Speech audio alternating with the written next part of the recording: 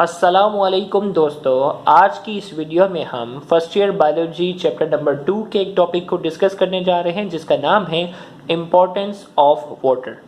पानी की अहमियत को आज हम इस लेक्चर में डिस्कस करने जाएंगे, लेकिन इस लेक्चर को शुरू करने से पहले आपको बताते चलें कि ये लेक्चर डॉक्टर इलियसगढ़ की तरफ से डिलीवर किया जा रहा है और ये हमारे YouTube channel Sindh board teaching पर अपलोड किया गया है। अगर आपने अब तक हमारे इस चैनल को सब्सक्राइब नहीं किया तो काइंडली आज ही आप हमारे इस चैनल को सब्सक्राइब करें और साथ ही साथ बेल आइकन को लाजमी क्लिक करें ताकि हमारी अपलोड करदा तमाम वीडियोस की नोटिफिकेशन आपको रिसीव हो सके। तो आइए हम स्टार्ट करते हैं इंपॉर्टेंस ऑफ वाटर में। सबसे पहले introduction. In water molecule, the oxygen have partial negative charge and hydrogen have partial positive charge. The partially negative part of one water molecule attract the partially positive part of other water molecule. This is known as hydrogen bonding. तो सबसे पहले पानी की हमने अहमियत बताने से पहले थोड़े से हमने पानी के मॉलिक्यूल के स्ट्रक्चर की बात की। वाटर का जो फॉर्मूला है वो है H2O। पानी का जो फॉर्मूला है वो है H2O। हम थोड़ा सा फोकस कर लेते हैं। ये H2O जो है ये वाटर का फॉर्मूला है ना। अब इसमें होता ये है कि एक ऑक्सीजन जो है इसमें एक ऑक्सीजन जो है वो दो हाइड्रोजन के साथ क्या होता है, अटैच होता है। अब ऑक्सीजन की केमिस्ट्री वाले बच्चे बेहतरीन जानते होंगे कि ऑक्सीजन की इलेक्ट्रोनेगेटिविटी जो है वो हाइड्रोजन के मुकाबले में काफ़ी ज़्यादा है। तो लिहाजा इन शेयरिंग वाले इलेक्ट्रॉन को ऑक्सीजन ज़्यादा देर अपने पास खींच कर रखता है और ये शेयरिंग वाले इलेक्ट्रॉन ज़्यादा देर अगर ऑक्सीजन के पास रहते हैं तो इसके ऊपर होता है पार्शियल नेगेटिव, और जिसके पास ये शेयरिंग वाले इलेक्ट्रॉन कम देर तक रहते हैं उसके ऊपर आ जाता है पार्शियल पॉजिटिव चार्ज। तो पानी का जो फॉर्मूला है वो है H2O, जिसमें एक ऑक्सीजन दो हाइड्रोजन के साथ अटैच है, जिसमें हाइड्रोजन के ऊपर पार्शियल पॉजिटिव चार्ज है और ऑक्सीजन के पास पार्शियल नेगेटिव है। अब अगर एक ही वक्त में अगर मैं बहुत सारे पानी के मॉलिक्यूल की बात करता हूँ ना, ये भी पानी का मॉलिक्यूल है, ये भी है, ये भी है, ये भी, ये भी, तो होता ये है कि ये जो बहुत सारे मॉलिक्यूल है ना, इसमें एक मॉलिक्यूल का पॉजिटिव वाला हिस्सा दूसरे के नेगेटिव वाले को अट्रैक्ट करता है। इसी तरीके से ये वाला पॉजिटिव इस नेगेटिव वाले को अट्रैक्ट करता है, ये वाला पॉजिटिव इस नेगेटिव को अट्रैक्ट करता है। और ये जहाँ जहाँ मैं डॉटेड लाइन ड्रॉ कर रहा हूँ ना, ये डॉटेड लाइन हाइड्रोजन बॉन्डिंग को शो कर रही है। ये डॉटेड लाइन जो है it is a symbol of hydrogen bonding. तो ये हाइड्रोजन बॉन्डिंग का सिंबल है कि एक मॉलिक्यूल का पॉजिटिव वाला हिस्सा दूसरे के नेगेटिव वाले को अट्रैक्ट करता है। मतलब ये मॉलिक्यूल अलग अलग नहीं है, एक तरीके से आपस में एक दूसरे को अट्रैक्ट करके एक दूसरे के साथ बॉन्डिंग बनाए हुए हैं।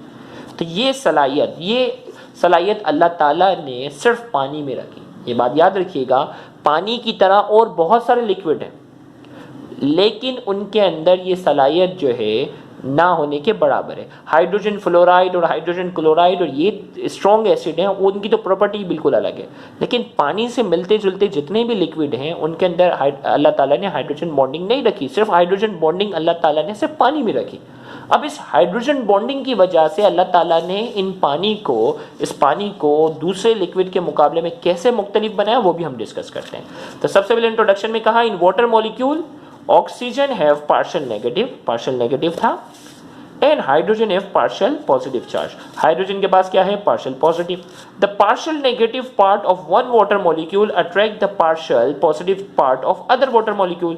एक का नेगेटिव वाला हिस्सा दूसरे के पॉजिटिव वाले को अट्रैक्ट कर रहा है। This is known as hydrogen bonding, जिसे हम कहते हैं हाइड्रोजन बॉन्डिंग। अब अहमियत की तरफ आ जाते हैं। Importance of water are following. पानी की क्या क्या अहमियत है? तो सबसे पहले पानी की अहमियत as a universal solvent. Water play an important role as a universal solvent because most of the useful compounds which are present in living body can dissolve in it. पानी को यूनिवर्सल सॉल्वेंट का नाम इसलिए दे रहे हैं, solvent वो होता है जो मुख्तलिफ चीज़ों को अपने अंदर डिजोल्व करने की सलाहियत रखता हो। तो जितनी भी जानदार के जिस्म में ज़रूरी चीज़ें हैं पानी उनको डिजोल्व करने की क्या रखता है, सलाहियत रखता है। और याद रखिएगा इंसान के जिस्म में जितने भी केमिकल रिएक्शन होते हैं सबके सब लिक्विड मीडियम में होते हैं, तो उन चीज़ों का डिज़ोल्व होना बहुत ज़रूरी है। तो अल्लाह ताला ने पानी को वो खुसूसियत दी है कि जानदार के जिस्म में पाई जाने वाली तमाम ज़रूरी चीज़ें पानी के अंदर डिज़ोल्व होने की सलाहियत रखती हैं। दूसरा, as a amphoteric molecule, P के बाद एच है, as a amphoteric molecule water play an important role as an amphoteric molecule because it can produce H+ ion in OH ion in aqueous solution. पानी जो है वो amphoteric molecule का किरदार अदा करता है। एम्फोटेरिक वो होता है जो एसिड की तरह भी काम करे और बेस की तरह भी काम करे। एसिड वो होता है जो H+ आयन प्रोड्यूस करे, बेस वो होता है जो OH आयन प्रोड्यूस करे। तो पानी को अल्लाह ताला ने ऐसा रखा हुआ है कि वो H+ आयन भी प्रोड्यूस कर सकता है और OH आयन भी प्रोड्यूस करने की सलाहियत रखता है। मतलब पानी जो है वो एम्फोटेरिक मॉलिक्यूल है, ना वो एसिड है ना वो बेस है। तीसरी अहमियत जो अल्लाह ताला ने पानी की रखी है वो high heat capacity. Water has high heat capacity which means large amount of heat energy is required to increase its temperature. पानी की जो हीट कैपेसिटी है वो बहुत ज़्यादा है।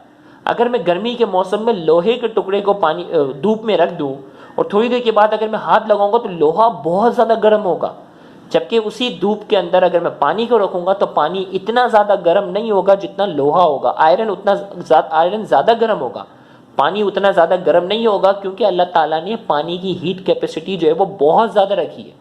लोहे की हीट कैपेसिटी जो है वो है 500 जूल पर किलोग्राम पर केल्विन, जबकि अल्लाह ताला ने पानी की रखी है 4200 जूल पर किलोग्राम पर केल्विन। आयरन के मुकाबले में 8 गुना ज़्यादा हीट कैपेसिटी रखी है। ये इतनी आसानी से गर्म नहीं होता, इसको गर्म करने के लिए बहुत ज़्यादा हीट एनर्जी चाहिए। लोहे के मुकाबले में 8 गुना ज़्यादा हीट एनर्जी चाहिए। तो हमने कहा water has high heat capacity which means large amount of heat energy is required to increase its temperature, जिसका मतलब बहुत ज़्यादा हीट एनर्जी चाहिए इसके टेम्परेचर को बढ़ाने के लिए। चौथा, high heat of vaporization. Water has high heat of vaporization, which means large amount of energy is required to convert it into vapor. Large amount of energy is required to convert it into vapors. बड़े पैमाने पर जो है वो हमें heat energy चाहिए होती है इसको वेपर में कन्वर्ट करने के लिए। जैसे अल्कोहल की बात कर लूँ तो अल्कोहल जो है वो फ़ौरन से क्या हो जाता है, एवापोरेट हो जाता है। पानी इतनी तेजी से एवापोरेट नहीं होता। पेट्रोल होता है, आपको पता है कि बाइक में हल्का सा पेट्रोल अगर लीक हो रहा हो तो फौरन से पेट्रोल क्या हो जाए, अगले दिन आके देखेंगे तो गायब। लेकिन पानी इतनी तेजी से जो है वो एवापोरेट नहीं होता। सोचो अगर पानी इतनी तेजी से एवापोरेट होता तो हम कैसे जिंदा रहते। हम तो जरा भी घर से बाहर निकलते तो हमारा जो पानी होता वो एवापोरेट हो जाता और हम तो मर जाते। अल्लाह ताला ने पानी को ऐसा रखा कि इसकी हीट ऑफ वेपराइजेशन क्या है, बहुत ज़्यादा है। ये इतनी आसानी से वेपर में कन्वर्ट नहीं होगा, बहुत ज़्यादा हीट एनर्जी चाहिए होगी। तो यहाँ जाकर हमारा chapter number 2 first year biology का जो है वो यहाँ इस टॉपिक को हमने मुकम्मल किया है। मोस्टली इस चैप्टर के टॉपिक्स भी हमने जो है वो कवर कर लिए हैं। अगर आपको हमारा ये लेक्चर पसंद आया है तो इस लेक्चर को ज़्यादा से ज़्यादा शेयर करके अपना हक ज़रूर अदा करो। याद रहे बहुत से ऐसे स्टूडेंट हैं जो गवर्नमेंट कॉलेजेस के बाद एक्सपेंसिव कोचिंग सेंटर्स को अफोर्ड करने की सलाहियत नहीं रखते। तो आपका इन वीडियोस को ज़्यादा से ज़्यादा शेयर करना, उन तक पहुँचाना आपके लिए सदका जारिया बन सकता है। Thank you very much. अल्लाह हाफिज़।